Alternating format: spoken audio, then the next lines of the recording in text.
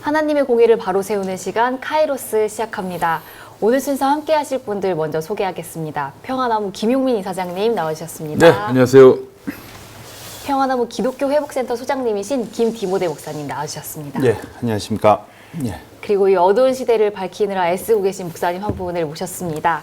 교회개혁 실천연대 이현주 목사님 자리에 모셨습니다. 네, 반갑습니다. 네, 네. 목사님 반갑습니다. 반갑습니다. 예, 목사님이 교회개혁 실천연대에서 네, 어떤 그렇습니다. 역할을 하고 계시죠? 지금 현재는 사무국장으로 지금 일하고 있고요. 또한 뭐 정말 총무 역할을 하고 계시는 거네요. 네, 여러 가지 일을 기획하면서 예. 또 일을 마무리 짓는 데까지 또 많은 일들을 지금 하고 있습니다. 네, 십자가 지는 일입니다.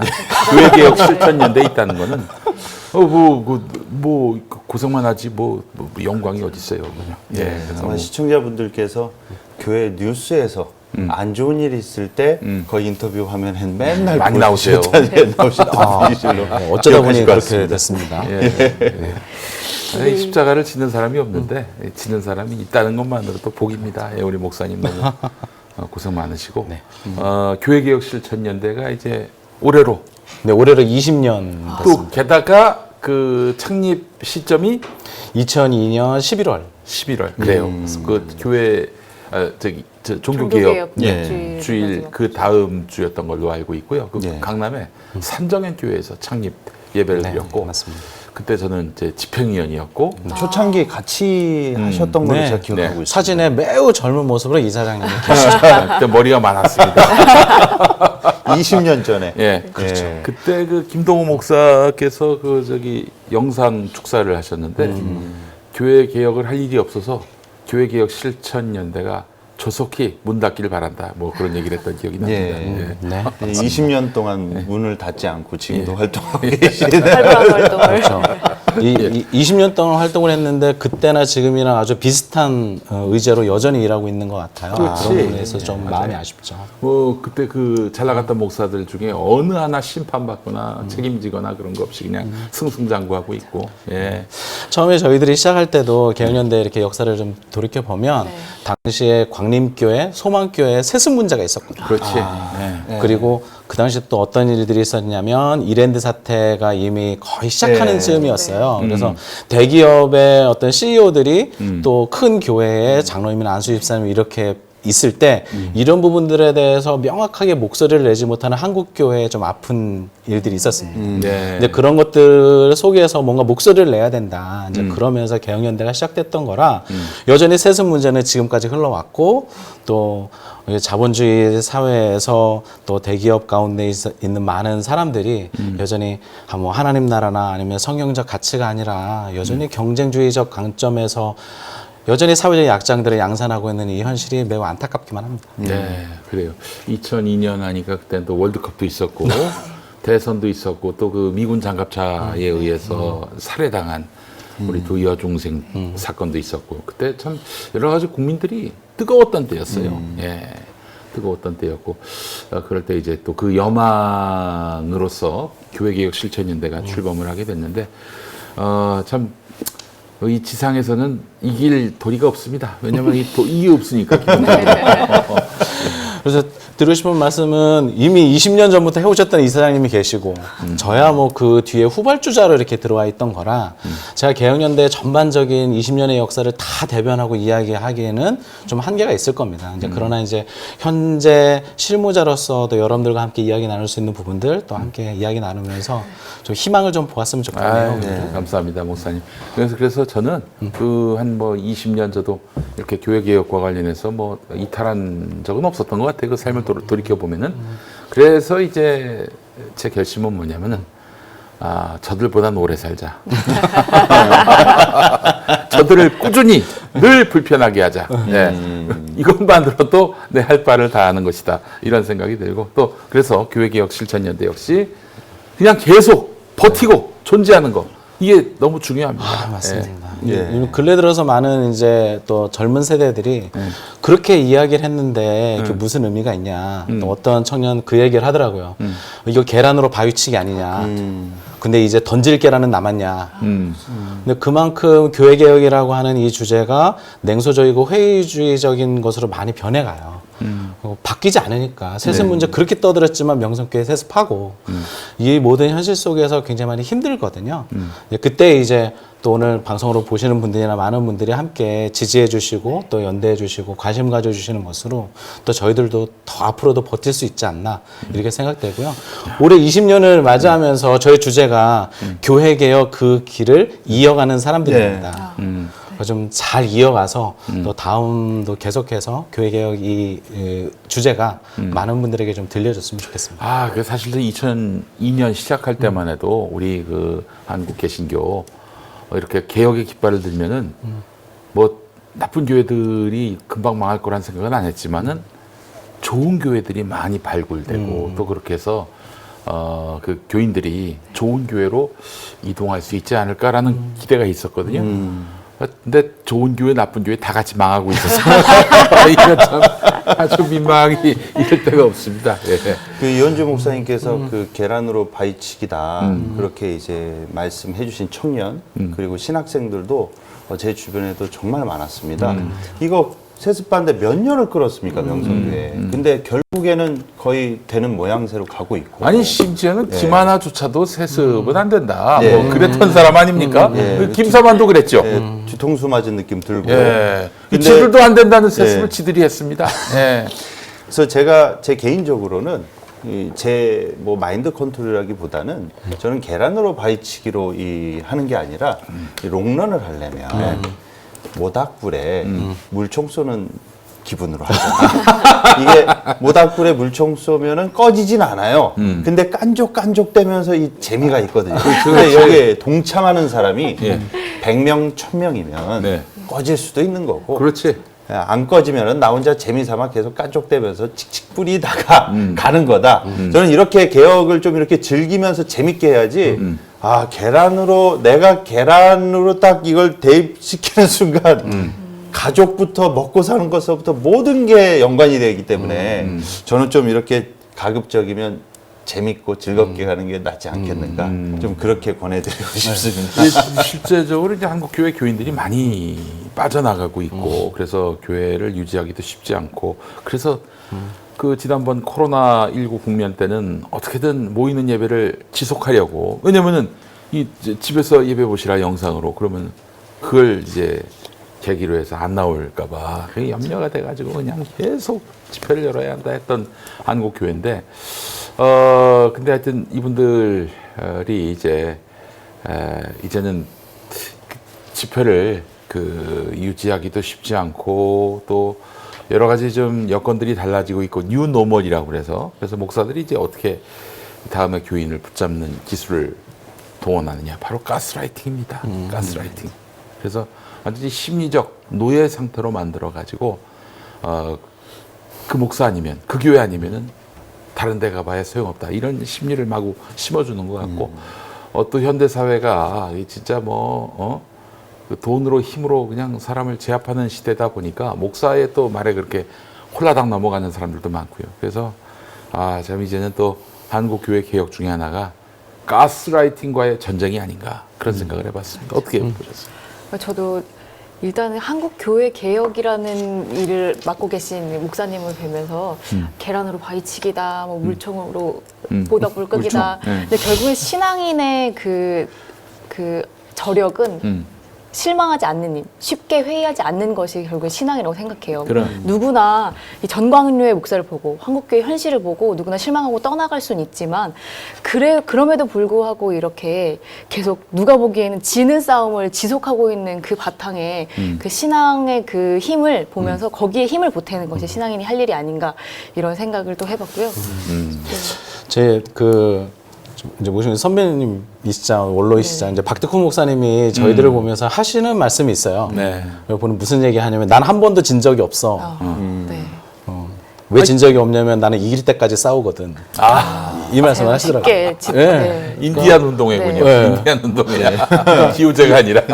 나는 포기하지 않아. 포기하면 지는 거야. 근데 포기하지 않고 여전히 싸워가고 있기 때문에 아직 지지 않은 거야. 이런 말씀을 하시거든요. 교회개혁 운동이라고 하는 게 그런 면에 있어서 여전히 이제 앞으로도 꾸준히 이어가야 되는 것이고 또 그런 마음으로 함께 할 때 또 언젠가 좋은 때가 오지 않을까. 지금보다는 조금 더 나은 때가 오지 않을까 생각합니다. 우리의 목표는 승리는 아닌 것 같아요.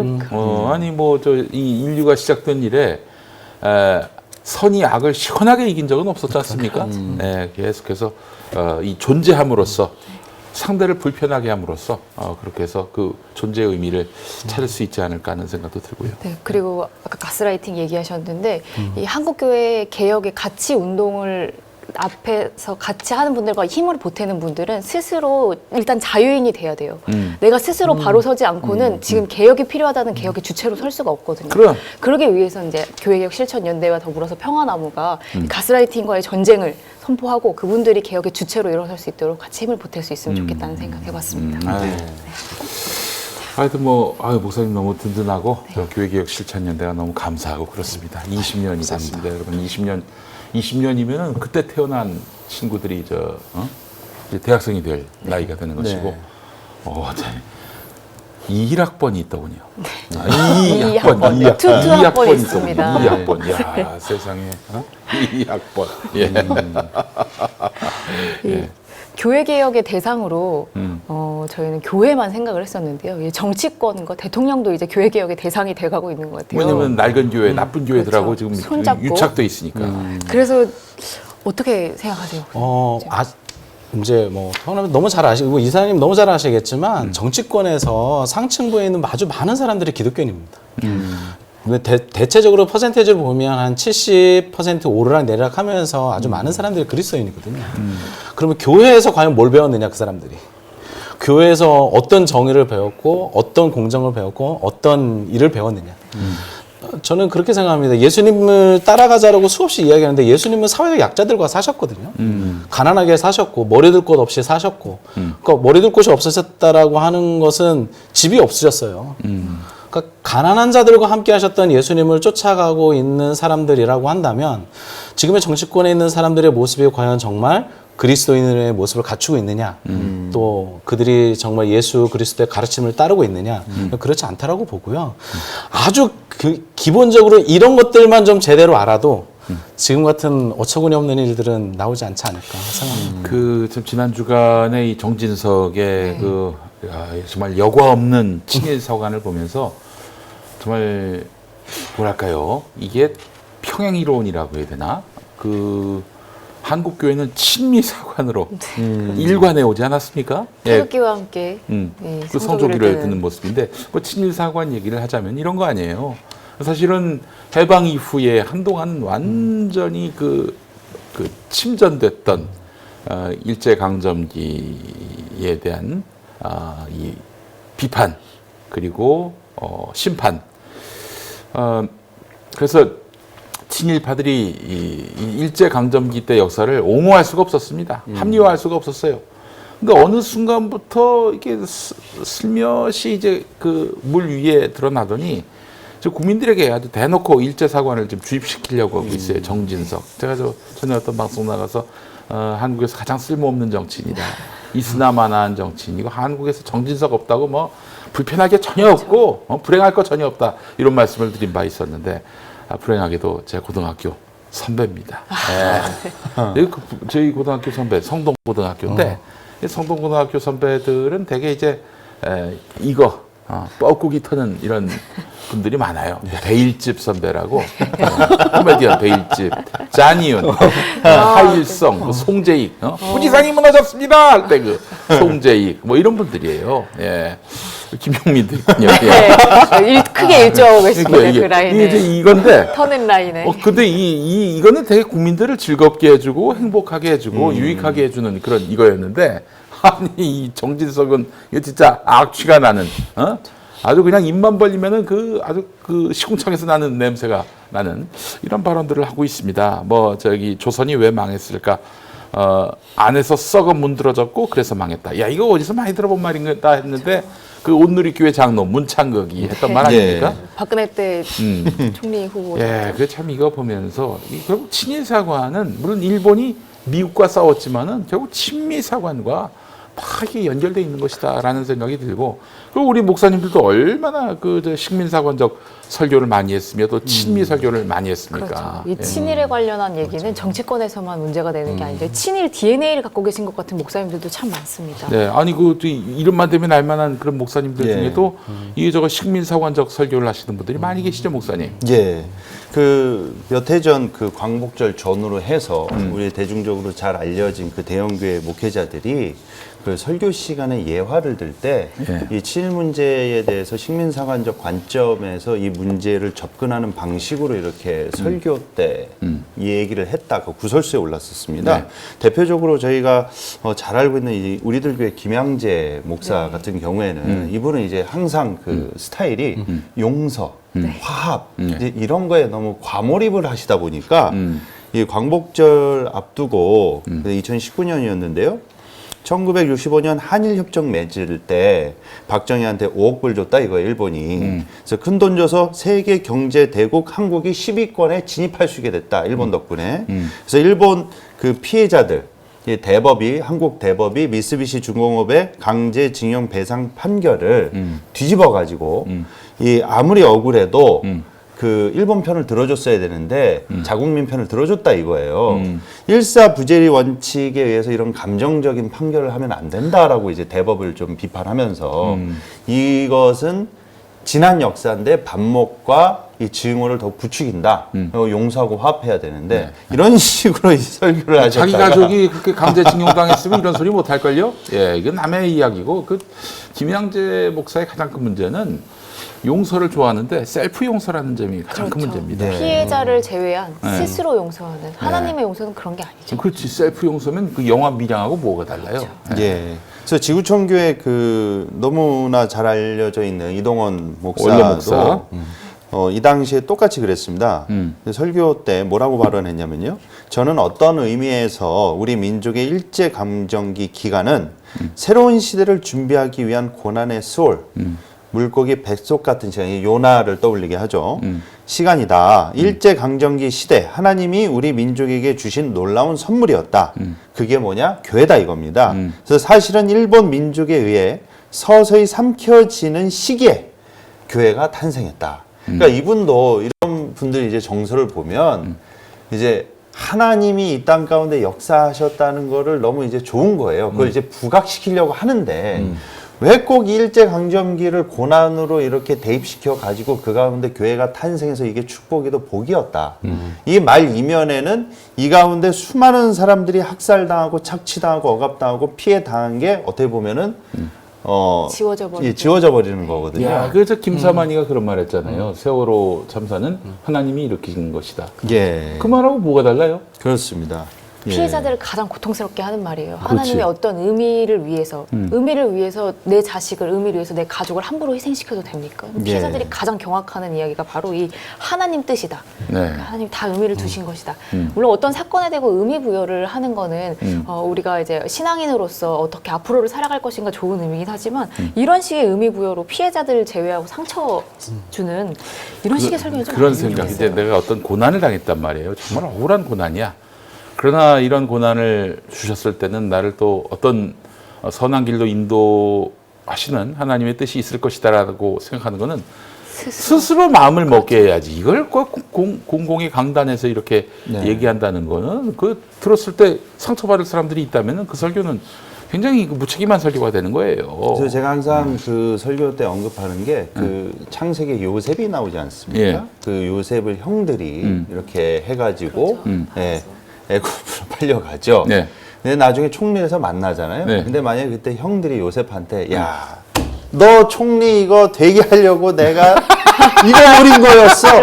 그랬으면 아주 그 자리에서 그냥 그렇죠. 바로 삼족을 해버렸을 겁니다. 그러니까 이런 드립을 너무 많이 친다는 거예요. 네. 상대의 고난에 대해서 함부로 재단하고 이야기하고 그리고 무시해버리는 그런 게 좀 반복되지 그래서 않습니까? 불의한 역사에 대한 더 깊은 성찰을 못하게 만들어요. 예. 예. 진짜 깊은 그 성찰이 필요한 문제를 다 의미로 덮어버리는. 예.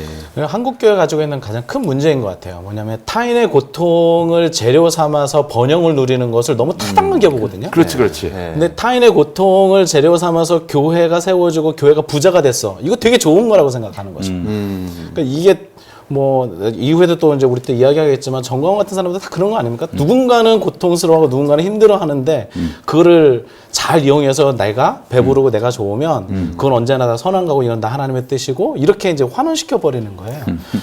그러면서 신앙으로 아주 많은 그러니까 의존적 감정과 아주 많이 의지하게 만드는 이런 사람들을 모아서 세력화시키는 거를 교회 안에 있는 사람들이 너무 잘하고 있는 것 같고요. 예.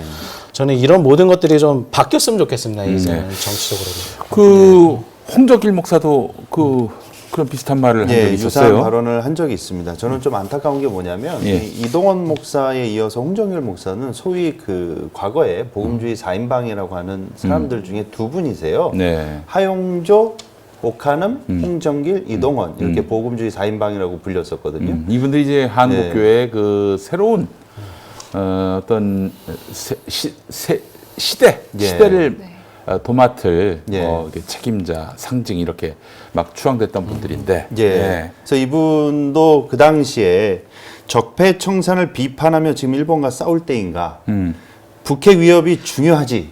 적폐를 그러니까 비판하면서 일본과 싸울 문재인 때니까. 정권의 적폐청산을 이제 강렬하게 비판하시면서요. 그러면서 저는 이 목사님이 좀 그 주변 어울리시는 분들한테 뭔가 이상한 얘기를 좀 들으신 것 같아요. 뭐라고 발언하셨냐면 어떤 분은 대한민국 건국일을 1919년 4월 10일 이 임시정부 기념일이죠. 라고 하는데 임신했다고 생일 안 치룬다. 그러면서 건국절을 이제 강조하시기 위해서 이런 발언을 하신 거예요. 그러면 이분은 1945년 8월 15일이 건국절이다? 예. 야, 완전히 그러니까 뭐 이 그냥, 임시정부의 기념일은 그러니까 임신 단계인데 임신 단계에 누가 생일 축하하냐? 대한민국 임신정부 기념일이네요. 이게 참, 이거 정말 참. 그러니까 좀 이 나네요. 말씀과 숙명이라는 또 기도회를 온누리교회에서 했었습니다. 이분들이. 근데 이분들이 이때 와가지고 특히 그 당시에 그 자리에 계시던 이제 유기성 목사 같은 경우에는 성령께서 뭔가 이 불안한 마음을 주신다고 그랬거든요. 자기한테? 예. 근데 저는 좀 안타까운 게 뭐냐면 그 교회 머시기 교회에 네. 선한 목자 머시기 교회에서 네, 예, 단목이 좀 이 성추문이 있었습니다. 오. 예, 바로 등잔 밑에 있는 거는 성령께서 불안한 마음을 안 주셨는지 그거는 캐치를 못 하시고 아하, 예, 그러니까. 문재인 정부에 대한 불안감은 캐치를 하시는 예, 그래서 아니, 그래서 저 주술적 무속하고 연루된 사람을 대통령으로 세우셨습니까? 아이고, 이제 부끄럽기 짝이 촛불 없습니다. 집회 때 네. 분노의 영이 역사한다고 그래가지고 네. 국민적으로 예. 그때도 좀 그게 구설수에 나쁜 영이란 올렸죠. 얘기죠, 그 얘기는. 그렇죠. 네. 예, 그래서 저는 좀 이런 과거 한때 한국교회를 이끌어갈 뭐 차세대 지도자다, 리더십 그룹들이다라고 불리던 복음주의 4인방을 비롯해서 대중적으로 잘 알려진 소위 기독교 방송의 얼굴이 잘 나오고 있는 일반 사람들도 알만한 그런 대형교회 목사들의 이런 식민사관적인 발언과 발상의 사고가 도대체 왜 반복되는 건지 목사님께 좀 여쭤보고 싶습니다. 저는 그들과 친밀감이 있다라고 생각을 해요. 그렇게 주장하는 사람들과 어울리는 사람들이 그렇다. 네. 예. 그러니까 이미 뭐 말로는 행동으로는 조금 다를 수는 있지만 이미 정서적으로는 친밀감을 가지고 있어서 어느 순간에 툭툭 튀어져 나오는 거죠. 그게. 그 본심이 튀어나오는 그렇죠. 거예요. 본심이 튀어나오는 거예요. 그게 설교가 됐든 어느 시대의 이야기가 됐든 툭 튀어나오는 거고 또 하나는 의도적으로 이것들을 만드시는 분들도 있는 것 같습니다. 그러니까 자기 세력화, 그러니까 교회 안에 있는 분들도 자기를 추종하고 자기 안에 있는 나름대로의 사람들을 소위 말하는 단돌이 한다고 하잖아요. 그래서 세력화시키는데 그렇게 세력화시킬 때 노이즈를 발생을 시켜요. 그래서 이제 적과 내 편과 적을 구별되게 만들고 네. 그러면서 내 안에 있는 사람들을 더 결집하게 될 때 이런 노이즈에 대한 부분들을 더 많이 사용하고 있는 것 같습니다. 이게 정말 네. 이 목사들이 이렇게 그릇된 역사 인식을 갖고 있는데 그 차원을 넘어서 이건 어디까지나 평가의 영역이었지 않습니까?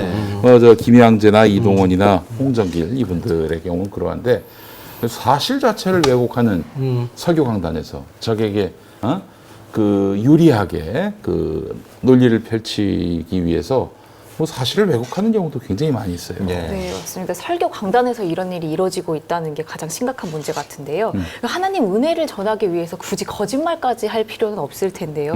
그 대표적인 사례를 저희가 한번 찾아봤습니다. 일단 6.25 당시에 유엔군 파병 결의를 했던 유엔 안전보장 이사회에서 이 자리에 소련 대표가 참석하지 않았었어요. 이 사실을 두고 한 입으로 두말을 했던 목사가 있습니다.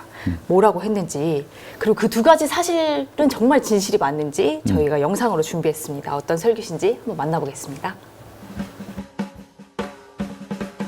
1950년 6월 25일 미국의 트루먼 대통령은 곧장 유엔 안전보장 이사회 소집을 요구하고 그날 오후 2시에 유엔군 파견을 찬성구 기권 하나 결석 하나로 채택되었는데 그 결석이 뭐냐면 소련의 유엔 대사 마리크였습니다. 여러분, 안전보장 이사회라는 것은 100% 찬성으로 이루어집니다.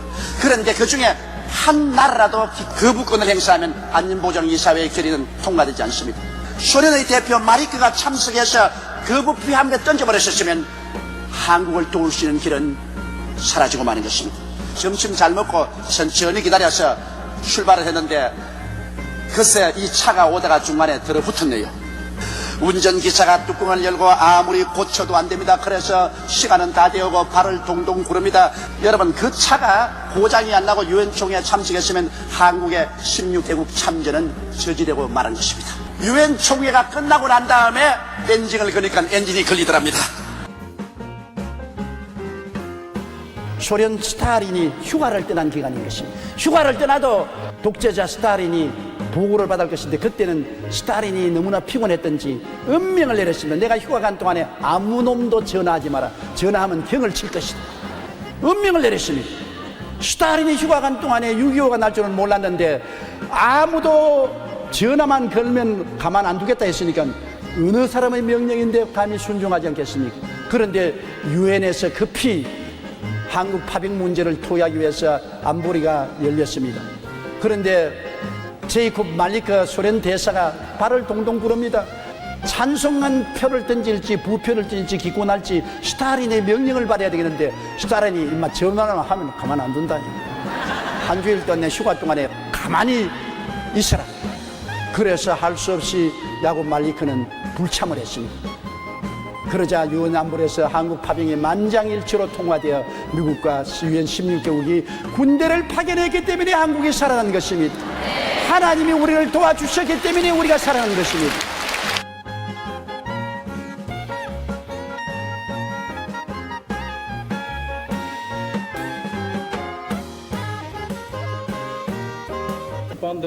유엔 안전보장 이사회가 한국 전쟁에 개입할 수 있었던 것은 소련의 불참 때문이었다.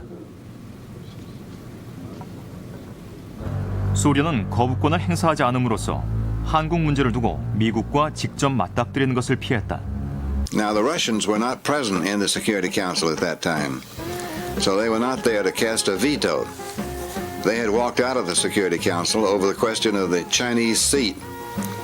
Well, we learned many years later that Joseph Stalin personally telephoned the Soviet ambassador in New York and instructed him not to return to the Security Council. 그 당시 그 그로미코가 소련 외상이었었어요. 안전보장이사회가 열리기 전날 이 스탈린으로부터 전화를 받습니다. 전화를 받고 내일 어떻게 할 거요? 물어보니까 가서 거부권을 행사할 겁니다 라고 답변하니까 스탈린이 그렇게 하지 않는 것이 좋겠소. 여기까지만 그로미코 회고록에 나와요. 그 이유는 안 나와요. 그런데 어쨌든 그렇게 됨으로써 미군이 참전을 했다 그겁니다. 그러면서 스탈린은 마오는 조선을 적극 도울 걸로 또 예상을 했던 거예요. 그러면 이런 결과가 빚어졌을 때 스탈린이 노렸던 건 뭐냐? 미국과 중국을 싸움 붙이려는 의도였었다. 이런 추론이 얼마든지 가능한 거예요.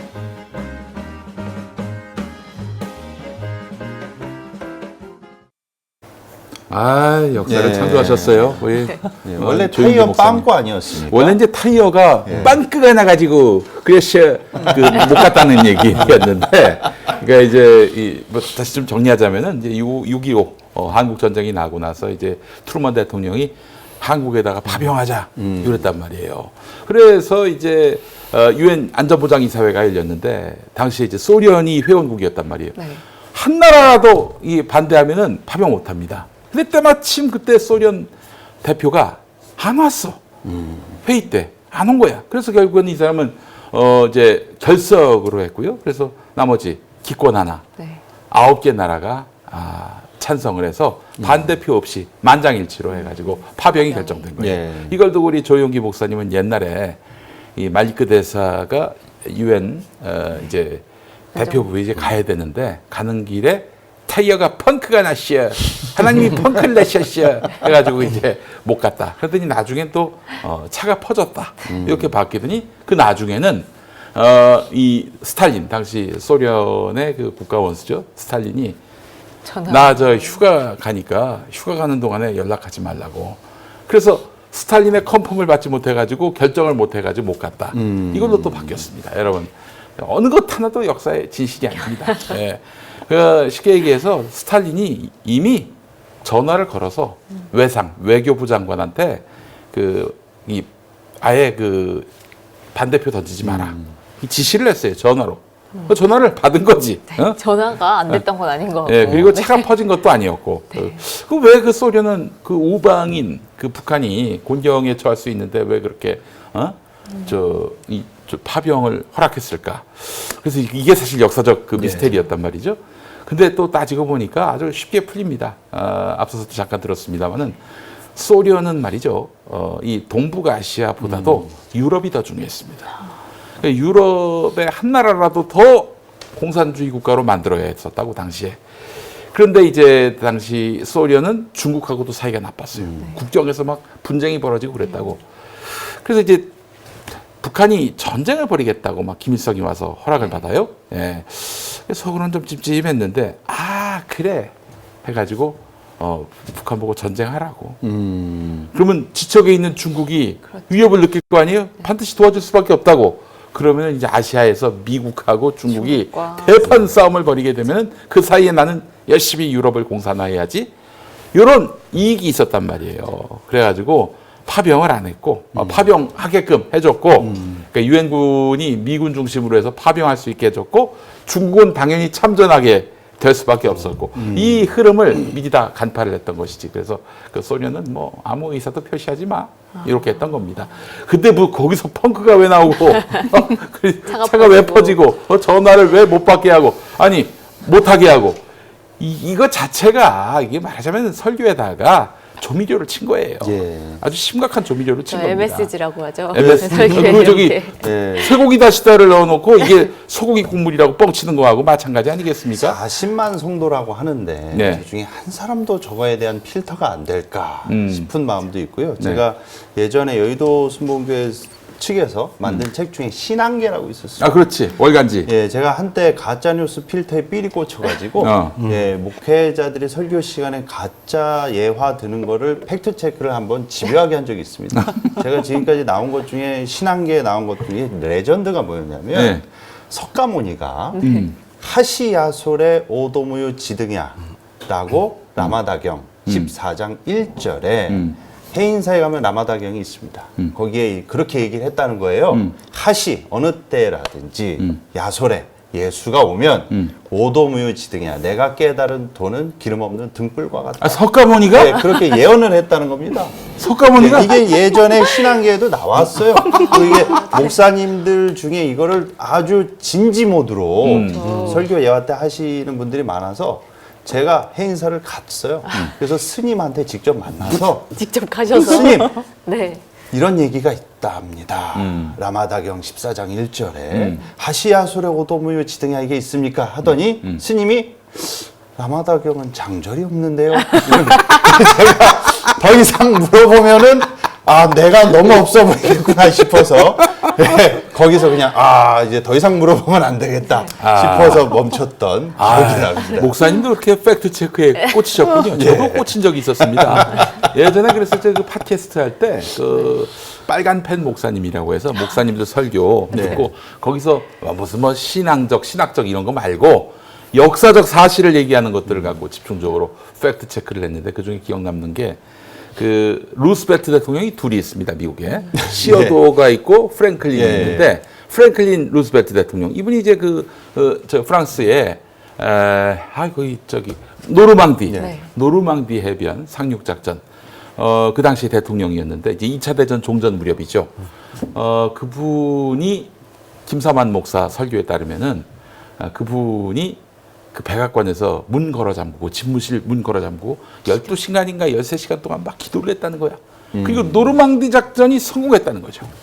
야, 이게 정말 사실인가 해가지고 노르망디 그리고 10인가 13 숫자로 네. 치고 그 프랭클린 루스벨트 영어로 쓰고 그리고 프레이어 없어 그게 없어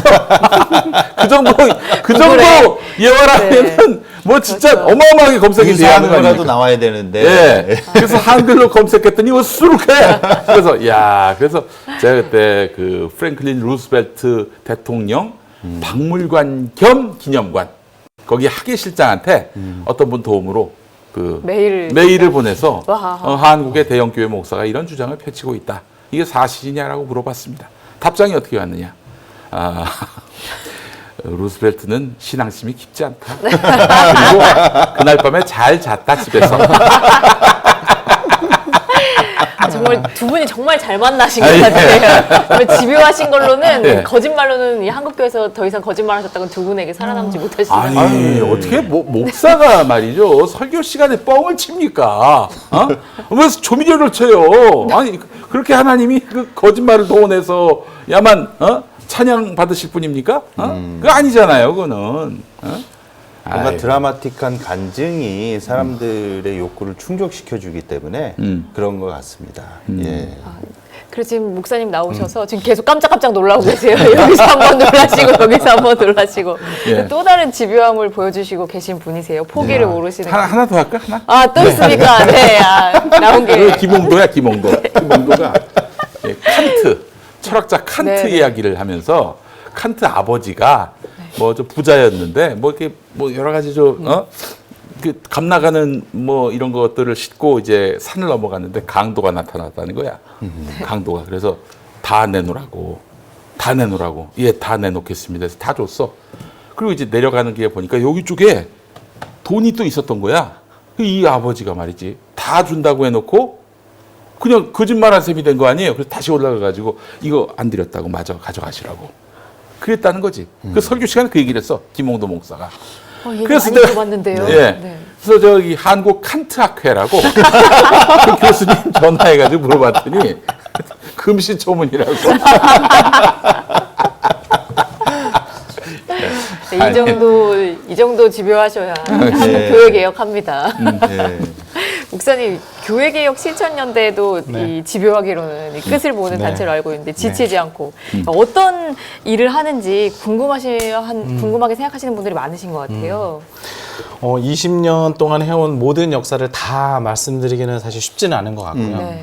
또 20년 동안 해오신 또 함께 했던 네. 이사님도 계셔서 그러나 이제 제가 보고 또 제가 생각하고 있는 것 가운데서 네. 또 이렇게 말씀드릴 수 있는 것들 말씀드리려고 네. 합니다. 처음에 20년 전에 시작할 때 당시에 창립 선언문을 보면 한국교회 크게 두 가지 문제가 있다라고 지적을 해요. 한 가지가 뭐냐면 한국교회가 부패했다, 타락했다. 당시도 그랬지만 뭐 성장주의, 물량주의, 기복주의, 뭐 이원론, 목사 중심주의, 뭐 다양한 것이 2002년 한국교회 안에 있었고 그것이 한국교회가 썩고 이제 부패하게 만드는 이유였는데 그 다음에 또 중요한 한 가지가 더 있어요. 그게 뭐냐면 한국교회에 이것을 자생할, 회복할 능력이 없다. 회복할 능력. 그렇기 때문에 누군가는 이 사실에 대해서 비판하고 대안을 제시해 줘야 한다. 이제 그게 교회개혁실천연대가 시작하면서 지금까지 갖고 있는 아주 중요한 이야기예요. 한국교회는 부패했고 그리고 그것을 누군가 비판하는 사람들은 적고 그러니까 누군가는 비판도 하며 대안도 만들어줘야 되는 거 아니냐. 그러면서 지금은 이제 20년이라는 시간이 지나면서 다양한 일들을 하고 있습니다. 가장 중심된 것은 저희 안에도 그 교회 문제 상담소가 있어요. 상담소가 2005년부터 시작을 했는데요. 많을 때는 한 120여 건 1년에 많은 교회들이 와서 상담도 하시고 또 문제를 어떻게 하면 해결할 수 있는지를 이제 조언을 듣고 가시거든요. 작년 같은 경우에도 이제 코로나 시국이었는데도 불구하고 총 약 한 70여 건의 저희들 전화 상담이 있었어요. 그래서 이렇게 상담이 들어오면 저희들이 크게 4가지로 분류를 합니다. 이거를 사회법으로는 어떻게 도울 수 있는지, 사회법. 예, 그다음에 교회법으로는 어떻게 우리가 이야기를 할 수 있는지, 또 그다음에 이렇게 교회 분쟁 가운데 있으면 공동체가 교회가 망가지기 시작하거든요. 소위 말하는 어른들 싸움에 아이들은 피해를 보고 또 어른들 싸움에 또 다른 사람들이 그 주변에 있는 또 상인들과 여러 사람들도 피해를 보니까 이런 부분들은 또 어떻게 해결해야 되는지, 그리고 마지막으로는 이것을 언론에 제보하고 어떻게 이슈 파이팅을 해가면서 할 수 있을지를 저희들이 고민해요. 이제 그러면서 다양한 지형들을 그려가면서 저희들이 돕고, 뭐 목사님을 청빙하는 문제든 교회를 운영하는 문제든 아니면 언론에 나가서 뭔가 메시지를 전해야 되는 일이든 다양한 일들, 그리고 또 다시 건강한 교회로 세워져서 갈 수 있도록 저희들이 돕는 일들을 계속해서 하고 있습니다. 그래서 한국 교회 안에 또 이런 분쟁의 지형 가운데서 보이는 곳에서의 일도 또 보이지 않는 곳에서의 일도 의외로 많이 있는 것 같습니다.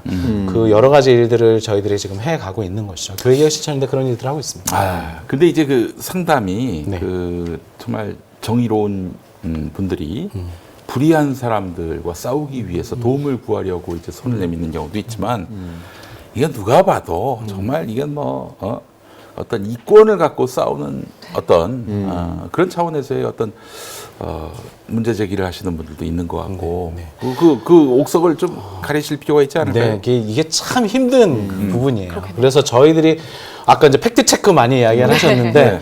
저희들도 그래서 팩트 체크를 많이 합니다. 왜냐하면은 주장하는 사람들의 일방의 주장이 전부 다 진실일 수는 없거든. 그렇죠. 예. 뭐 또 어떤 경우에는 그냥 저희 목사님 설교가 안 좋아서요. 뭐 이런 걸로 상담을 하세요. 아 그러면 어디 혹시 그 여의도에 있는 큰 교회 말하는 거 아니에요? 아무튼 여러분들이 알만한 큰 교회에 있는 목사님들을 향해서도 이렇게 제보가 들어오긴 들어오는데 네. 이거를 그렇다고 해서 이거는 개인적인 문제니 뭐 이렇게 딱 끊고 갈 수는 없거든요. 그래서 한두 시간 동안 저희들이 전화를 붙들고 이야기를 나누어야 하고 그래도 전화를 걸어 오시고 함께 하시는 분들이 그래도 충분히 자기 이야기를 들어주었다라고 생각할 때까지 저희들이 이야기를 들으니까 그게 상담의 기본 자세죠. 예. 예. 쉽지 않은 일들을 하고 있는 것 같습니다.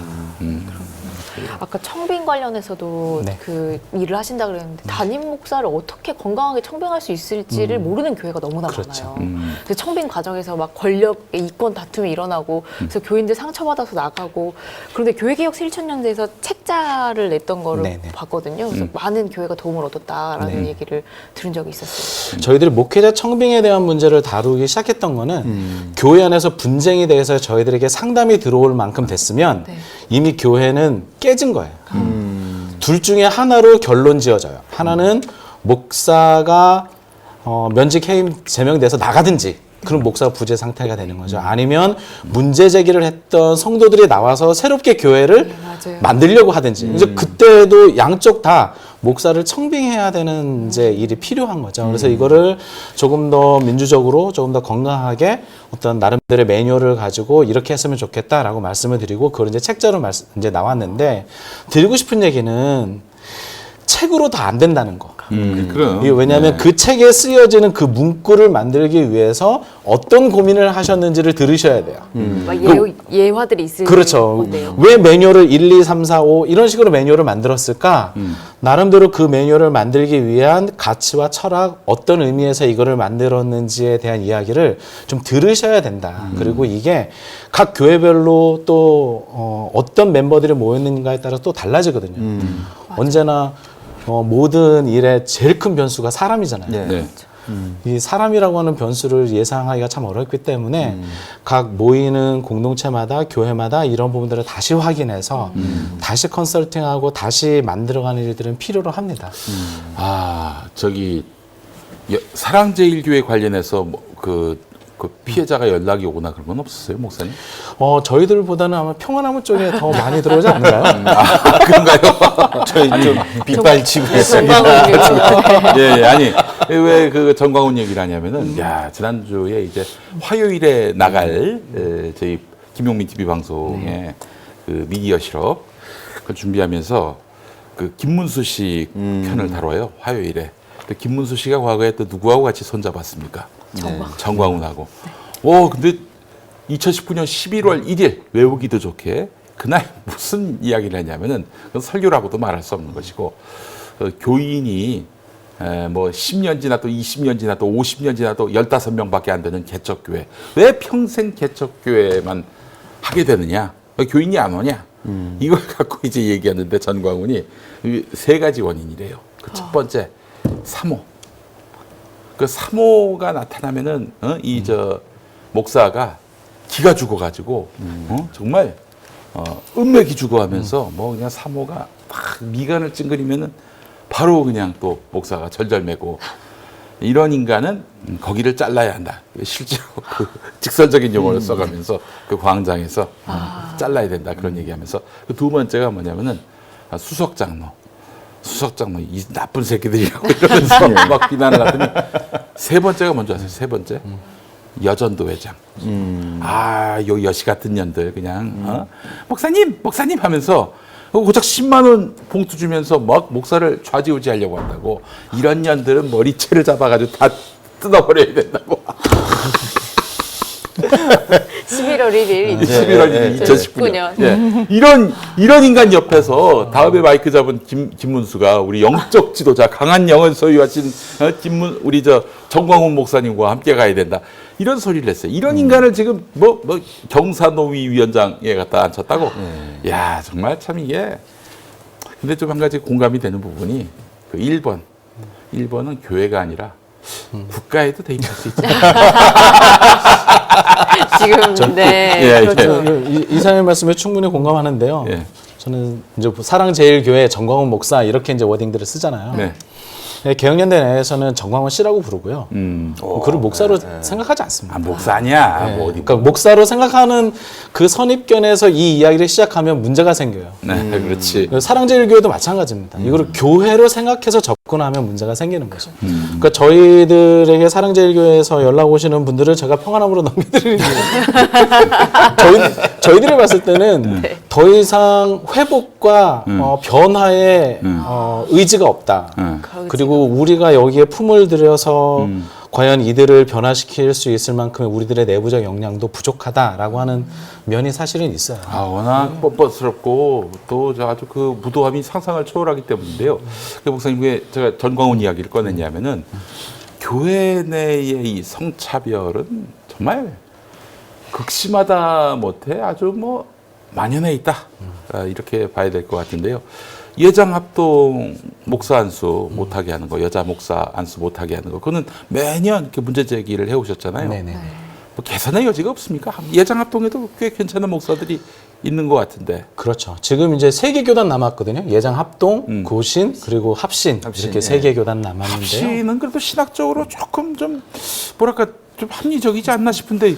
이 여성 목사 안수에 대해서는 아주 극도로 반대하고 있는 거죠. 저는 근데 그들 가운데 저는 모순에 빠지고 함정에 빠져 있다라는 생각을 해요. 그러니까 그들이 얘기할 때 뭐 첫 번째는 창조 질서 가운데 아담의 갈비뼈를 만들어 두 번째로 이렇게 만들어졌으니 그런 어떤 위계 질서를 지켜야 된다. 그게 창조 질서다라는 이야기. 그 다음에 뭐 남자가 여자를 다스려야 된다는 이야기. 그 다음에 가르치지 말라는 이야기. 이런 얘기를 하는데 여성이 이 교회를 가르치지 말아야 가르치지 한다. 말아. 그런데 사실 교회 내에서는 여성이 가르치는 사역을 하고 있거든요. 교사도 하고 있고 그렇지. 나름대로 뭐 부교육자 전도사님들 중에도 있고. 그런데 목사만 안 되는 거예요. 그러면 두 가지 중에 하나는 포기해야지 맞는 거죠. 네. 가르치는 모든 일에 여성을 그러면 본인들이 그렇게 생각한다면 여성을 배제하고 하는 것이 맞는 거고.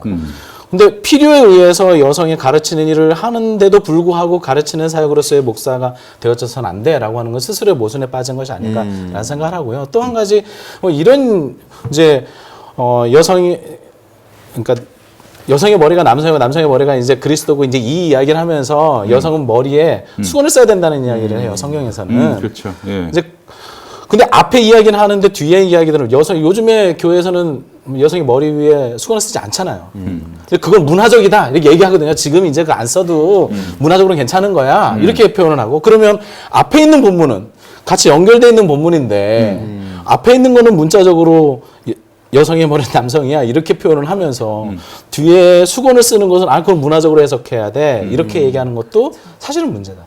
한 가지 더 말씀드리고 싶은 것은 성경을 보면 규정적인 요소가 있고 정황적인 요소가 있어요. 그러니까 규정적인 요소는 정말 변하지 않은 요소. 그것을 성경에서 예수님도 이야기할 때 오직 아니면 단 하나의 길, 오직이라는 단어를 쓰는 경우들이 있거든요. 예수님의 이야기 속에서. 근데 그 이외의 것들은 이게 정황적인 요소들이 너무 많아요. 해석에 대해서 차이들이 되게 많을 수 있다는 얘기죠. 그러면 그런 이야기들을 우리가 어떻게 바라봐야 하는지 마지막 한 가지 더 말씀드리겠습니다. 남자만 목사가 된다는 얘기, 남자만 안수를 남자만 그런 얘기 성경에 없잖아요. 여성에게는 주지 마라라고 하는 구절도 성경에 없어요. 없어. 근데 되게 이상한 거죠. 우리들 스스로 굉장히 뭔가가 좀 언밸런스한 가운데 있지 않나라는 생각이. 아니 또 이런 얘기하는 총신대생도 있었어요. 그 왜 성가대, 그 찬양대 가 보면은 소프라노, 엘토, 그 테너 베이스가 있듯이 이 목사의 역할을 맡는 것은 뭐 그 어떤 성가대에서 퍼트와 마찬가지다. 응? 이렇게 얘기를 하는데 이건 신박하지도 않고 웃기지도 않고 그죠? 뭘 노리는 것이지? 싶더라고 그게. 근데 그렇게 스스로를 이해하고 합리화시키는 이 교단에 속한 여성들이 꽤 있어요. 아니 근데 그래서. 전에 그 지금 기장에 계신데 전에 그 총신 저기 합동에 있었던 어떤 전도사님 말씀을 들어보니까 그때 궁금했어. 아니 총신대 신대원에 여성분이 왜 갑니까? 목사가 안 될 텐데. 했더니 그분들 중에 상당수는 목사 3호가 되는 게 이제 목표자 최종 종착점 이렇게 생각한다는 거예요. 그게 무슨 얘기인가? 그 한동안 좀 멍하게 듣기만 했는데, 야, 아니 지금 일단 여성이 남성보다 열등하다 이걸 전제로 깔고 지금 안수를 안 준다는 거 아닙니까? 지금 한 100년은 늦게 가는 것 같아요. 여성 참정권 가지고 얘기하던 그 시절의 이야기를 교회는 지금 하고 있는 거죠. 또 이렇게 여성 안수를 반대하시는 분들이 그 얘기를 해요. 뭐냐면 여성 안수를 허락하면 이후에 동성애를 허락해야 되고 뭐 이제 이런 뭔 상관이야? 이게 이제 그러면 교회가 망하고 이제 이런 프레임을 아주 그냥 너무 확신을 가지고 이렇게 이야기하시고 말씀하신 분이 그 소강석 전 총회장님 아니십니까? 아, 그래요? 네오막시즘의 이 발판이. 그럼 우리 소강석한테 한번 물어보고 싶습니다. 최자실 목사님은 어떻게 생각하는지? 순복음의 어머니 아니십니까? 예. 최자실 목사님은 어떻게 생각하는지? 근데 저 예전에 대학원 다닐 때 네. 안 그래도 그 얘기가 나왔습니다. 어. 근데 저희 그 교수님께 교단법에 여성들 목회자들은 이제 남성 같은 경우에는 이 목회자 그 준목 기간이라고 그러죠. 그게 저희는 2년에서 3년이라고 치면 그 당시에 오래된 얘기죠. 10년 이상이 걸리는 거예요. 여성분들은 목사 안수 받으려면. 아, 기아성에서? 예, 기아성에서. 그래서 제가 왜 이렇게 여성은 더 오래 걸립니까? 뭐 출산이나 뭐 그런 것 때문에 혹시 배려해 준 겁니까? 근데 배려해 주는 것 치고는 10년이 넘잖아요. 그렇지. 그러니까 이 교수님이 좀 약간 좀 그 오순절 느낌 나는 분이셨는데, 저 여성들에게는 음란마귀가 역사할 가능성이 높아서 그런 것이다라고 그래가지고 제가 음란마귀는 나비 부리는 쪽이 더 강할 것 같다고 했다가 아주 돼지게 혼날 뻔했던 기억이 있습니다. 아니, 우리 남성들 말이죠. 그 여성들, 저 평균을 한번 내봤으면 좋겠어요. 일생 야동 몇 번 보는지. 음란의 영은 도대체 어느 성에 좀 더 많이 기울어져 있는지. 예. 그러면 답이 나올 텐데. 예. 그러니까 100년 전에 인식을 갖고 있는 교회를 개혁하시려니 답답하신 부분이 참 많으시겠어요. 네, 뭐 아까도 초기에 말씀드린 것처럼 교회 개혁이라고 하는 게 쉽지 않은 것 같고요.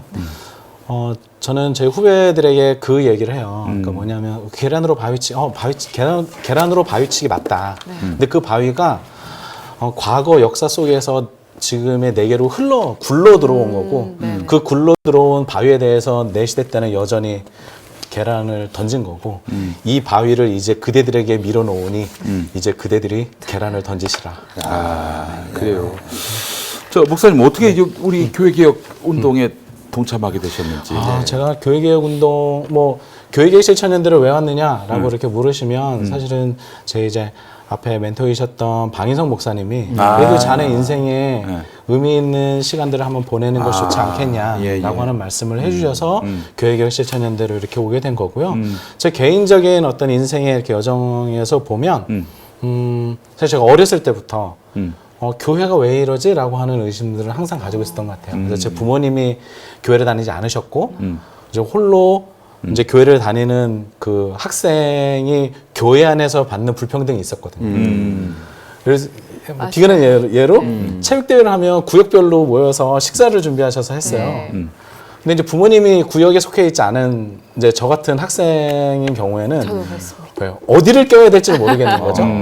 그리고 또 하나는 항상 그렇게 되면 가운데 큰 텐트를 놓고 상이 하나 마련되고 담임 목사님에게 뭐 이렇게 각 구역별로 맞는 거 이렇게 좋은 음식들을 이렇게 담임 목사님 맛보시라고 막 갖다 놓는 이런 당시 문화가 있었죠. 아유, 그 문화는 참 바람직한 문화입니다. 그런데 이런 가운데서 나는 뭐지? 라고 하는 고민들. 이게 교회 이게 교회 맞나? 이게 하나 예수 그리스도의 사랑이 맞나? 그러니까 그 가운데서부터 차츰 교회 안에서의 소외된 자의 모습이었었던 것 같고요. 그래서 그런 모습들을 좀 바꾸기 위해서 많은 고민들을 해오는 것 가운데 저는 교리적인 문제였었어라고 해서 한참 공부하는 시절이 있었고 그 다음에 이거는 제도를 바꿔야 돼. 그래서 제도를 막 공부하는 시절이 있었고 지금은 이제 개혁연대 와서 또 다음을 바라보면서 또 여러 가지 많은 고민들을 하는 것 같습니다. 그래서 제가 말씀드려서 제가 어렸을 때부터 그러했기 때문에 제 몸속에 개혁의 피가 흐른다. 그리고 저한테 하신 질문 아니지만 목사님이 또 답변하시니까 저도 생각이 나서 하는 얘기인데 저는 어렸을 때 아버지가 담임 목사님이어서 권력자여서 그랬나? 난 너무 좋았어요. 어렸을 때 교회가. 너무 동네가 다복했고 그리고 너무 좋았어요. 근데 그 기억을 저만 갖고 있는 게 아니라 제 친구들도 같이 공유하고 있어서 이렇게 아름답고 따뜻한 공동체인데 그리고 세상에 나와봐 보니까 극동방송가가 아니에요. 이런 말도 안 되는 이 중세기의 이 교황 절대 권력 시대가 어떤 시대인지를 알 것 같더라고요. 거기서부터 이제 태동한 거예요. 이런 교회는 주님이 바라시는 교회가 아니다. 기독교 공동체가 아니다. 어떤 한 가지의 어떤 그 경계를 못 넘어섰던 것 같아요. 그러니까 안에 있는 우리들끼리는 굉장히 행복하고 재밌어. 좋아. 그런데 그 가운데도 누군가 소외된 누군가가 있고 누군가 우리가 살펴야 될 누군가가 있는데 그들을 보지 못했던 거죠. 그 당시 때도. 아마 당시에도 제가 어렸을 때니까 뭐 20년 훨씬 더 전이니까 뭐 모여서 구역끼리 또 교회 안에서 그런 교제를 나누고 식사를 나누고 되게 좋았을 거예요. 근데 그때라도 우리 안에 소외된 누군가가 없는지 우리들 안에 약한 사람이 없었는지를 돌보았었어야 되는데 못 돌보았던 거 아닌가. 그게 지금 20, 30년이 지난 지금에도 여전히 교회가 안에 내부적으로는 뭐 복잡거리면서 재미있을 수 있지만 정말 사회적 약자들이나 여전히 가난하고 여전히 신음하고 있는 사람들을 대변할 수 있는 교회의 모습인가? 그렇지. 그들을 향한 우리들의 메시지는 뭔가? 이런 고민들이 더 많아졌으면 좋겠다. 생각이 듭니다. 교회를 사랑하는 마음이에요. 한마디로 말해서 교회 개혁을 그렇죠. 이야기하고 또 운동하는 것은요. 싫으면 떠나기는 쉬운데요. 이렇게 남아서 붙들고 이렇게 미련 많은 사람들이 교회 사랑 많은 사람들이 하는 일이 아닌가 생각해봤어요. 그러면 이제 목사님 지금까지 이제 교회개혁 실천연대 계시면서 이제 좀 최악의 사건, 이건 좀 기억에 남는다 하는 사건 있을까요? 이 빌런은 진짜 아직까지도 잊혀지지 않는다. 그런 최강의 빌런과 사건이 혹시 있으셨는지. 제가 이 질문을 받고 세 분이 생각났습니다. 세 분이. 그리고 세 날짜가 생각이 났어요. 뭐냐, 첫 번째가 2018년 8월 7일. 이따가 무지하게 더웠거든요. 2018년 8월 7일이 명성교회가 8월 7일로 재판국 선고가 나서 명성교회 세습을 인정해 주었던 재판국 결정이 났던 때고요. 아침부터 너무 더운 날이었고 그 지친 가운데 마지막 이 결과를 들었을 때 제가 선배님들한테 전화하면서 그 예장 통합회관 그 앞에서 정말 대성통곡했던 기억이 있습니다. 아직까지 아직까지 안 네, 끝났죠. 해결되지 않은 빌런. 두 번째 날짜는 2020년 한 5월경으로 제가 기억하는데요. 그때 여기에서도 있었던 빛과 진리 김명진 아하. 사태. 네. 정말 말도 안 되는 일이 한국교회에 또 일어난 거구나. 그리고 이게 어떻게 이게 가능하지라고 하는 좀 당혹감이 굉장히 컸던, 이게 뭐 트렁크에 갇히고 뭐 나무에 묶이고 심지어 뭐 인분을 먹었다라고 하는 이런 일들까지, 그 또 그런 피해자들의 이야기를 들으면서 너무 큰 자괴감과 당혹감이 들었던 때고요. 마지막으로는 2020년 8월 15일 기억하실 겁니다. 정광훈 8.15 집회였다. 아, 대환장 파티. 예. 이게 그해 그 겨울 2월 요때가 신천지 사태로 그렇죠. 시끄러웠어요. 매우 시끄러웠고, 그렇지, 당시에 코로나 이것 때문에 정말 대한민국 사회가 굉장히 긴장하고 있었던 때였고, 그렇습니다. 한 번의 위기를 지나서 조금 잦아드는가 싶었는데 2020년 8월 15일 이때를 기점으로 다시 또 2차 대유행이 있게 되거든요. 개인적으로도 되게 바빴지만 당시에 모였던 분들, 당시에 이것을 진행했던 정광훈 씨에 대한 굉장히 안 좋은 기억이 저에게 좀 남겨 있습니다. 이 세 가지의 사건과 세 가지의 날짜, 또 세 사람 최강 빌런이 아닌가. 그래요. 김사만, 김명진, 정광훈. 네. 그래요. 김명진의 배우가 또 배우 든든한 배우까지는 아니고 뒷배? 배우나 뒷배나 뭐. 자, 나오셔야지. 예, 나오세요. 예. 지난주에 뵀던. 예. 오늘 그냥 넘어갈 줄 알았지? 소환하고 있습니다. 강재식. 예, 강재식 목사. 강님 너무 잘하시거든요. 강재식. 어떻게 잘하세요? 왜냐면 김명진 목사가 있었던 이 노예가 평양노예고, 네. 길자연 목사 왕성교회 세습 문제 개혁연대에서 관계를 했었고요. 네. 여기 전병훈 목사 있습니다. 여전히. 전병훈 목사를 다시 회복시켜 나가고 당시에 이 문제를 처리하고 그때 노회장으로 여러 가지 막 했던 사람이 누구냐? 강재식 목사. 강재식 목사예요. 예. 그리고 그 이후에 김명진 목사 사태도 마찬가지. 당시처럼 비슷하게 마무리 지어 버린 거죠. 왜냐하면 기소하기 전에 조사위원회 꾸려가지고 조사위원회에서 결정되는 것으로 기소도 막아버리고 재판도 막아버리고, 그러면서 교단 안에서 이를 징계할 수 있는 여러 가지의 어떤 프로세스를 막아버린 거예요. 아이고. 그래서 이것들을 아주 교묘하게 잘 이용한 사람이죠. 예. 피해자들 편 들어주는 척하면서 정치적으로 이용한. 예. 네. 아이고, 다시 나오셨네. 잊어버릴 수 없는 얼굴의 이름입니다. 그 교회에서 여러 가지 문제가 생기는 거 가만히 들여다보면요. 첫 번째는 이제 광기 어린 목사가 있거든요. 그렇지. 근데 그리고 맹종이라고 하는 것을 좋은 신앙이라고 생각하는 성도들이 있고요. 마지막으로는 이를 비호하는 교단이 있습니다. 그럼. 이 셋 중에 어느 한 곳이라도 브레이크가 되어주거나 아니면 버팀목이 되어주면 한국 교회가 이렇게까지 망하지 않습니다. 그렇지. 근데 삼박자가 맞아 떨어져. 그렇죠. 이게 어느 누군가가 이것에 대해서 광결인 목회자에 대해서 문제 제기를 하거나 비호하지 않거나 이렇게 되어지면 막아낼 수 있거든요. 아주 많은 부분을. 그런데 이 세 가지가 동시에 잘 맞춰 돌아가면서 오히려 한국 교회가 더 빨리 망가지는 것 같고요. 한 가지 더 말씀드리고 싶은 건, 그럼 그 셋을 연결하는 게 뭐냐? 결국에는 돈이다.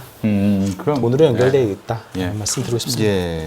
그러니까 사실은 예전엔 몰랐는데 우리는 이제 좀 상식이 있는 그 시민들은 그 힘을 앞세우고 톤 높이고, 그리고 상대방을 완전히 그 얕잡아 보고 지배하려고 드는 사람들 아주 그 극렬하게 싫어하잖아요. 근데 그런 걸 또 원하는 사람들이 있어요. 네. 그런 카리스마를 원하는 신도분들이 있어요. 그 80년대 보면은 네. 전두환 찬양 다큐를 MBC에서 만든 게 있는데 봤더니 지금 이 시대는 확신의 지도자를 찾고 있다. 이런 카피가 하나 있었어요. 이게 무슨 말이지 했는데 이제 좀 이해가 되는 거예요. 확신의 지도자. 말이 좋아 확신의 지도자지 실제로는 가스라이팅 하는 지도자를 말하는 거 아니겠습니까? 예. 이게 종교를 선택하게 될 때 종교심이라고 하는 그 기저에는 무엇이 깔려 있냐면 손상된 자아를 가진 분들이 종교심이 높을 수밖에 없어요. 그렇지, 이건 그렇지. 저보다는 예. 조미든 목사, 바른미래의 조미든 목사는 훨씬 더 잘 아시겠지만 손상된 자아를 가지고 있기 때문에 굉장히 의존적인 사람이거든요. 그렇기 때문에 누군가가 선명하게 이야기해 주는 거, 확실하게 이야기해 주는 거, 거기에 굉장히 의존적인 성향을 보여요. 그런 사람들이 어디에 많이 모이느냐?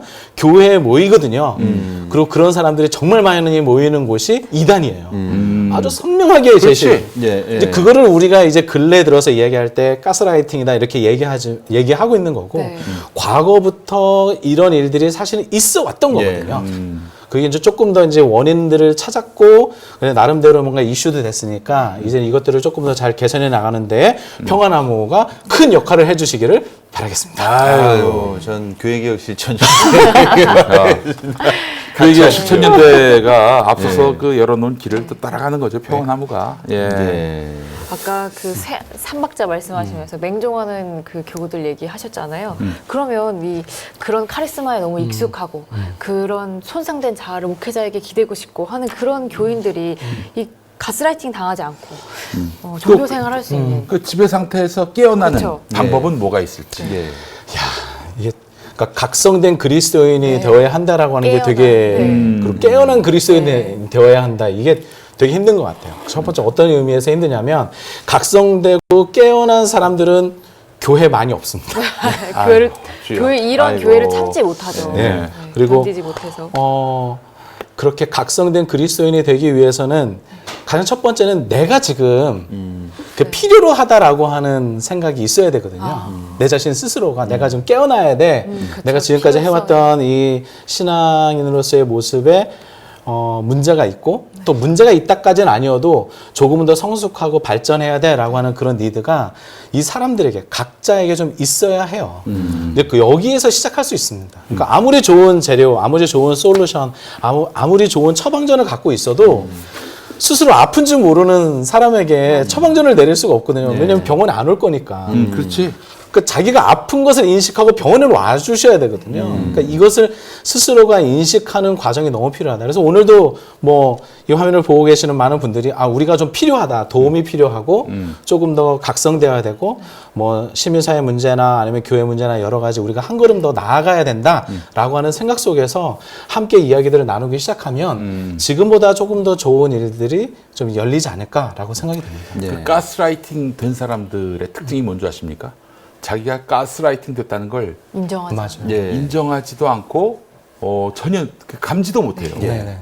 그 좋은 신앙으로 더 포장이 되어 있잖아요. 네. 그렇지. 그래서 본인이 지금 문제가 있다는 문제의식조차가 없는 경우가 많아요. 그럼 결국에 여기에 영향을 줄 수 있는 사람들은 결국엔 목회자거든요. 또. 네, 맞습니다. 근데 지금 이 목회자들이 다 뭐 먹사, 뭐 개독 이런 말들로 참 그런 이미지만 가지고 있는데 이런 이미지에서 환골탈퇴할 수 있는 방법이 있을까요? 목회자들.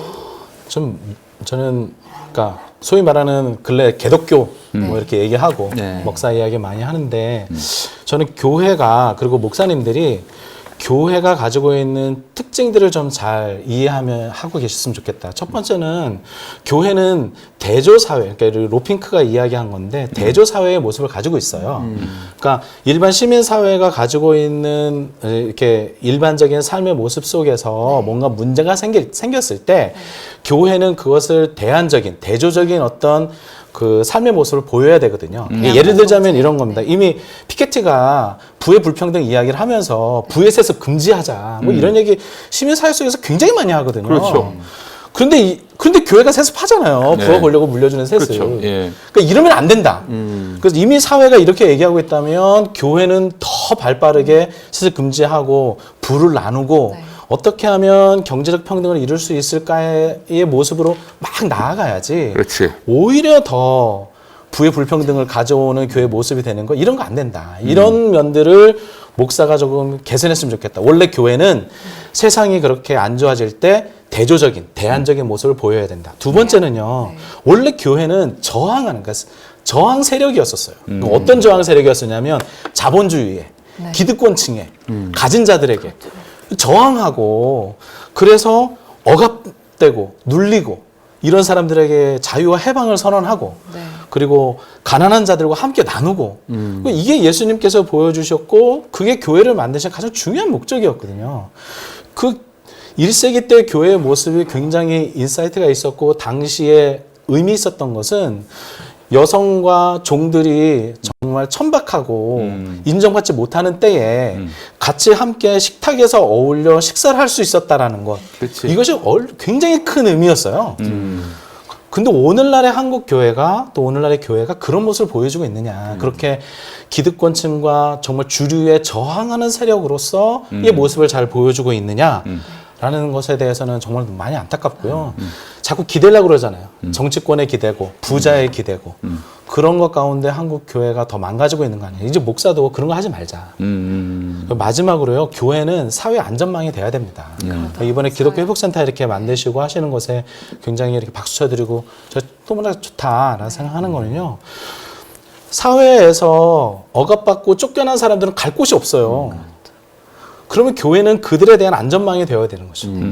과거의 수도원, 중세시대의 수도원이나 교회는 세상에서 쫓겨난 사람들, 아픈 사람들이 피난처 삼아 오는 곳이었어요. 배고픈 사람들이 오는 곳이었고. 그렇지. 교회가 그런 모습으로 바뀌어지지 않는 한 여전히 개독교라는 이야기, 먹사라는 이야기가 끊임없이 반복될 거다.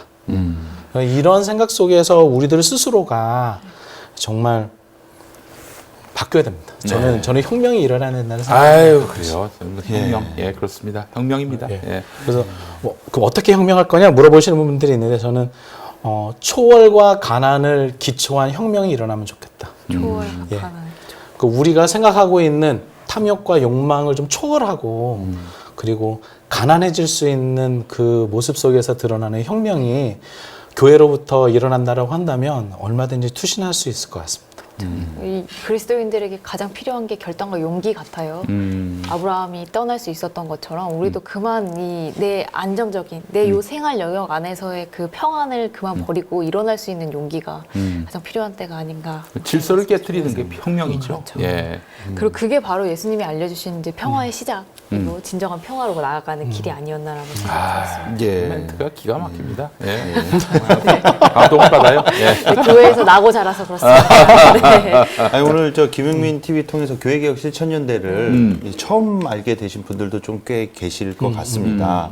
그래서 좀 이 김용민 TV의 비기독교인 분들, 시청자분들도 상당히 많으시거든요. 물론 기독교인 분들도 계시지만 좀 뭐 이게 마지막으로 좀 해주시고 싶으신 말씀이 있으신지. 교회개혁 실천연대는 풀뿌리 운동처럼 지금 구성되어져 있어요. 그래서 어떤 대형 교회 혹은 뭐 몇 명의 독지가가 후원해서 운영되는 곳이 아니고요. 아주 작은 분들이 모여서 마음 모아서 함께 운동해 가고 함께 교회 개혁을 만들어 가보자라는 마음으로 모여 있습니다. 함께 또 시청하고 계시는 분들이 또 저희들을 기억해 주셔서 김용민 TV만 보지 마시고 교회개혁 실천연대 유튜브 치시면 나옵니다. 있어요? 오, 있었구나. 구독, 좋아요는 언제나 사랑의 표현이죠. 구독, 좋아요 눌러주시고 뭐 1000명도 채 되지 않습니다. 아이고, 아직도? 네. 그래서 많은 분들이 여기는 뭘 하고 있지, 어떤 이야기들을 하고 있지, 여러분 관심 가져주시면 좋겠고 또 작은 분들이 뭐 10,000원, 20,000원 후원해 주시는 것으로 저희들이 지금까지 지내왔어요. 그래서 여러분들도 마음 모아 주신다면 이 현장에 교회개혁 현장에서 있는 저희들도 조금 더 힘낼 수 있지 않을까 생각합니다. 여러분 알다시피 한국 사회는 강자는 잃어버릴까 불안해하고 약자는 잃어버렸기에 절망하는 사회라고 보여져요. 그 강자와 약자 모두에게 어떤 예수 그리스도 또 그분이 우리들에게 주셨던 사랑, 희망 이런 것들을 함께 나누고 싶고 또 그들 모두를 조금 더 회복해 가는 일에 또 교회개혁 실천연대가 노력해 보려고 합니다. 그런 마음 모아주시면 좋을 것 같고요. 저희들이 항상 마음속에 또 제가 개인적으로 마음속에 항상 가지고 있는 게 개혁의 화살은 나를 향한다. 그렇지. 우리가 네. 개혁을 이야기하고 있지만 저희들도 겸손한 마음으로 앞으로도 해나갈 테니까 여러분들이 도와주시고 때로는 잘못 가고 있다라고 한다면 비판도 해주시고 또 겸손한 모습으로 이 길에 계속해서 가도록 하겠습니다. 예. 이거 참 지금 생각해 보니까 제가 처음에 이제 그 평화나무와 함께 본격적인 교회개혁 운동을 시작하니까 저쪽 그 쓰레기들이 저를 뭐라고 했냐면 목사들이 말이야 뭐 이런 얘기를 많이 했었어요. 그래서 뭔 개소리지 이렇게 생각을 했는데 아마 그렇게 얘기하면은 제가 개혁 운동하는 거를 좀 어느 정도 좀 속도를 위축시키려고 그러죠. 속도를 늦출 수 있었고 또 그 어떤 그 의지를 약화시킬 수 있다 이렇게 생각했던 모양입니다. 더러는 또 저희 아버지를 욕하기도 하고 말이죠. 아니 어떻게 쓰레기들이 우리 아버지를 욕하지 이렇게 생각을 했는데 걔들은 그 논리가 나한테 먹힐 줄 알았나 봐요. 뭐 저는 이제 그런 거에 그 초연하니까 상관이 없는데 이제 그 교회 개혁 운동을 하겠다는 분들 있죠. 그런 분들에게 그 유무형의 많은 어떤 그 이 심리적 그 방해 전략들이 가동될 겁니다. 예. 야, 너 나하고 친했잖니? 뭐 저 사람하고 가깝지 않았니? 또 아무개에게 덕을 보지 않았니? 너는 몇 배째 신앙인이니? 이런 얘기. 예.